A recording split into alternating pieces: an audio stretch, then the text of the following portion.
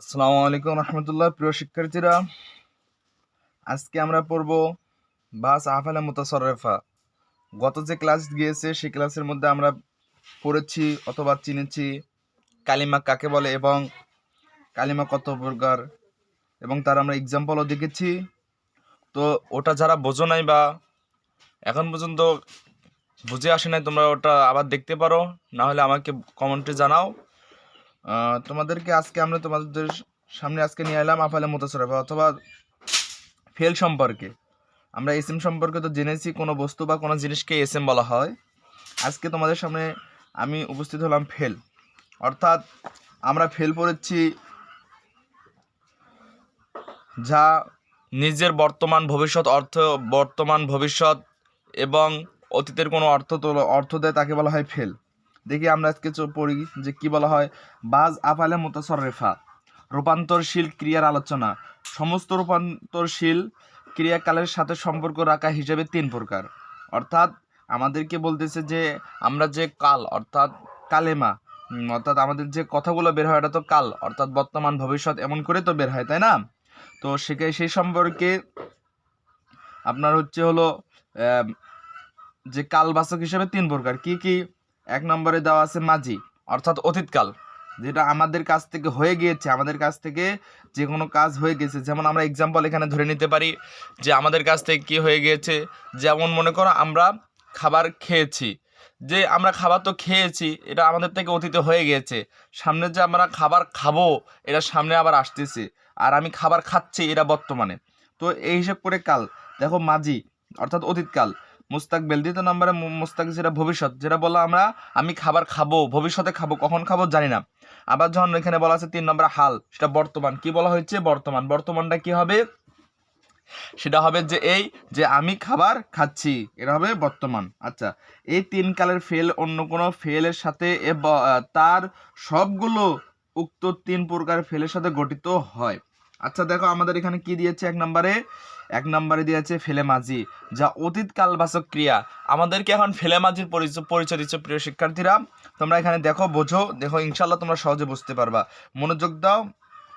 দেখো এখানে কি বলেছে যে ফেল বা ক্রিয়া অতীত কালের সাথে সম্পর্ক রাখে, অর্থাৎ ফেল বলা হয় যেটা অতীত কালের সাথে সম্পর্ক রাখে, এটা কি বলা হয়? ফেলে মাঝি। যেমন এখানে দেখো তারপরে দিয়েছে অর্থাৎ যে ফেল বা ক্রিয়ার দ্বারা অতীতকালের কোনো কাজ করেছে বা হয়েছে বোঝায়, তাকেই ফেলে মাঝি বলা হয়। অতীত কালবাচক ক্রিয়া। ফেল শব্দের অর্থ হচ্ছে ক্রিয়া, আর মাঝি শব্দের অর্থ হচ্ছে কাল, তাহলে অতীত কালবাচক ক্রিয়া বলা হয়। আচ্ছা, ফেলে মাঝি এর মূল অক্ষরের সংখ্যা কম হোক অথবা বেশি হোক, তার শেষ অক্ষরে সব সময় ফাতা অর্থাৎ জবর হয়। তাহলে আমাদেরকে কালবাচক চিনতে গেলে আমাদের যদি অতীতকাল মাঝি অর্থাৎ ফেলে মাঝি চিনতে গেলে আমাদেরকে কি প্রয়োজন?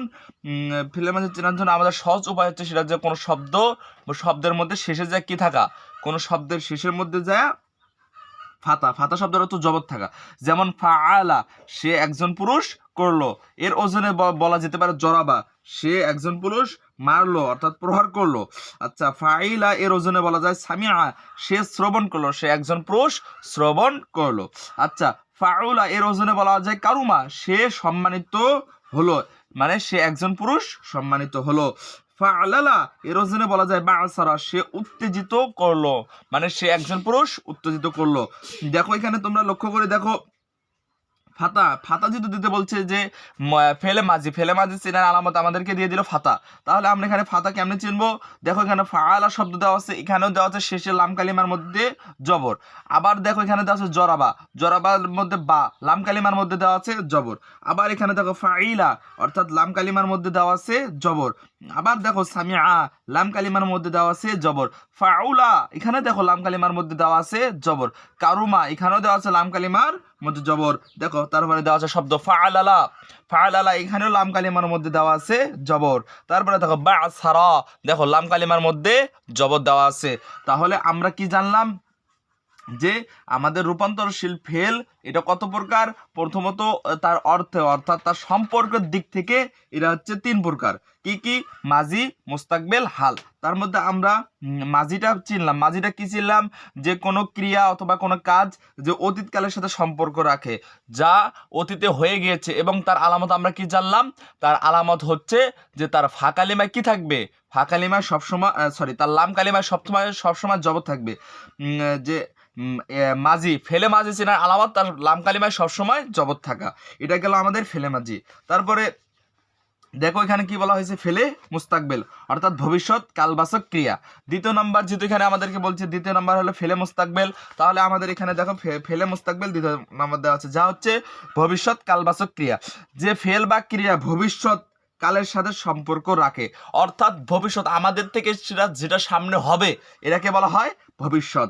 আচ্ছা, যেমন ফেলি, ফেলা, ফেলি এ বা ক্রিয়া, ফেল যে ক্রিয়া বা দ্বারা ভবিষ্যৎ কালের কোনো কাজ করবে বা হবে বোঝায় তাকে ফেলে মুস্তাকবেল বলে, বা ভবিষ্যৎ কালবাচক ক্রিয়া বলা হয়। আচ্ছা, আমরা এখন এক্সাম্পল নেই, উদাহরণস্বরূপ নেই, যে যে আমরা একটা জিনিস মাথায় রাখবো, এটা সবসময় মাথায় রাখবো, যে এখানে দেখো, আচ্ছা আমি তোমাদেরকে উদাহরণটা পরে জানা দিচ্ছি, সহজ হবে। তারপরে দেখো বর্তমান বলা হয় ফেলে হাল। এখানে দেখো 3 নম্বরটা দেওয়া আছে হাল। 3 নম্বর কি দেওয়া আছে? হাল। তো আমরা এখানে 3 নম্বরটা দেখি কি বলা আছে? ফেলে হাল বর্তমান কালবাচক ক্রিয়া, যে ফেল বা ক্রিয়ার বর্তমান কাজের সাথে সম্পর্ক রাখে, অর্থাৎ যে ফেল ক্রিয়া দ্বারা বর্তমান কালের কোনো কাজ করছে বা হচ্ছে তাকে বোঝায়, তাকে বলা হয় ফেলে হাল বর্তমান কালবাচক ক্রিয়া বলা হয়। আচ্ছা, ফেলে মুস্তাকবেল এবং ফেলে হালের সিগা একই রূপ হয়। তো তোমাদেরকে আমি একটু আগে বললাম না যে তোমরা একটু অপেক্ষা করো, আমি তোমাদেরকে ফেলে মুস্তাকবেল এবং ফেলে হালের অর্থ বলে দেবো। দেখো এটা আমি বলে দিচ্ছি, তোমাদেরকে আগে বোঝো এখানে কি বলতেছে।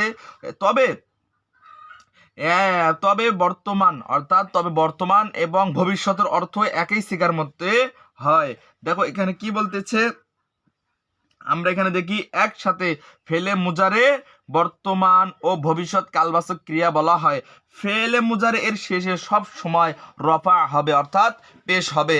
তো প্রিয় শিক্ষার্থীরা, আমাদের এটা জানার দরকার, আমরা এটাই বুঝবো যে আমাদের ফেলে মুস্তাকবেল এবং ফেলে হালের সিগার জন্য আমাদের সিগার শেষে সবসময় কি থাকবে? পেশ থাকবে। আর মাঝি সিগা চেনার জন্য আমাদের লাম কালিমায় সবসময় কি থাকবে? ফাতা থাকবে। দেখো এখানে ফাতা দেওয়া আছে, অর্থাৎ জবর। আর আমাদের মোস্তাকবেল এবং এই হালের সিগা থাকবে মোজারের মধ্যে।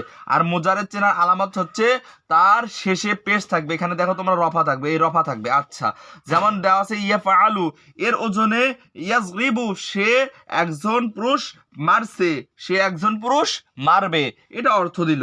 আচ্ছা, আবার যদি আমরা বলি, সামনে যাই দেখি, ইয়াফআলু এর ওজনে আমরা বলি সামিউ, সে শুনছে বা সে একজন পুরুষ শুনছে বা শুনবে। তারপরে আমরা বলি ইয়াফউলু এর ওজনে এক রুমু, সে সম্মানিত হচ্ছে বা সে একজন পুরুষ সম্মানিত হচ্ছে বা হবে। ইউফালিলু এর ওজনে ইউবাসিরু, আমরা বলি যে সে উত্তেজিত করছে বা করবে, সে একজন পুরুষ উত্তেজিত হচ্ছে, সে একজন উত্তেজিত করছে বা করবে। এগুলো হচ্ছে আমাদের হচ্ছে ফেলে মুস্তাকবেল এবং হাল। এখানে দেখো যে সে মারছেটা হচ্ছে মারছে এটা হচ্ছে হালের তর্জমা, আর মারবে এটা হচ্ছে ভবিষ্যৎ। আবার এখানে তোমরা দেখো সে শুনছে হচ্ছে বর্তমান, আর সে শুনবে এটা হচ্ছে ভবিষ্যৎ। আবার এখানে তোমরা দেখো সম্মানিত হচ্ছে বর্তমান, আর সে সম্মানিত হবে এটা ভবিষ্যৎ।